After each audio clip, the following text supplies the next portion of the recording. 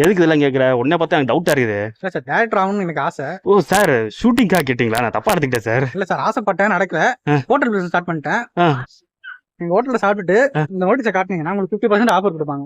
Sir, 50% ஆஃபரா sir? இவ்வளோ கொடுத்தா உங்களுக்கு ஏதாவது லாபம் இருக்குமா சார் இதில்? என்னோட ஹோட்டலுக்கு ட்ரைலர் மாதிரி. சார், சினிமா படத்துக்கு எல்லாம் ட்ரெய்லர் போடுவாங்க, ஹோட்டலுக்கு ட்ரெய்லர் போட்ட ஒரே ஆள் நீங்கள் தான் சார். Thank you sir. டேரக்டர் நிரூபிச்சிங்க. Thank you sir. சார் ஓகே, கண்டிப்பாக வரும். ட்ரைலர் மாதிரி எங்கள் ஹோட்டலில் சாப்பிட்டா 50% offer.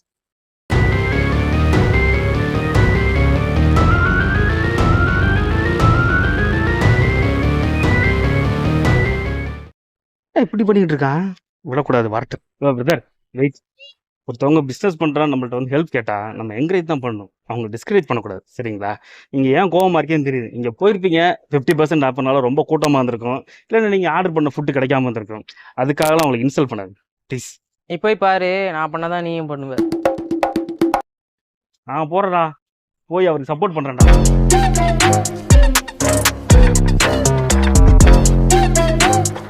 Sir, director sir, sir வாங்க வாங்க வாங்க வாங்க. ஹோட்டலில் 50% ஆஃபர். நீங்கள் இந்த ஏரியா பூரா தேடி பார்த்தோம், ஒரு ஹோட்டலையும் காணாம சார். சார் கட்டிட்டு இருக்கணும் சார். இதுவா? இப்போதான் கட்டிக்கிட்டே இருக்கீங்க. நான் தான் சொன்னேன்ல சார், என்னோட ஹோட்டலுக்கு ட்ரைலர் மாதிரி. ட்ரைலர் ரிலீஸ் ஆனதுக்கு அப்புறம் அவங்க சாப்பிடுங்க. அது வரைக்கும் இந்த நோட்டீஸை பத்திரமா வச்சுக்கோங்க, அப்பதான் ஆஃபர். நீ போய் பாரு, நான் பண்ணாதான் நீயும் பண்ணுவ.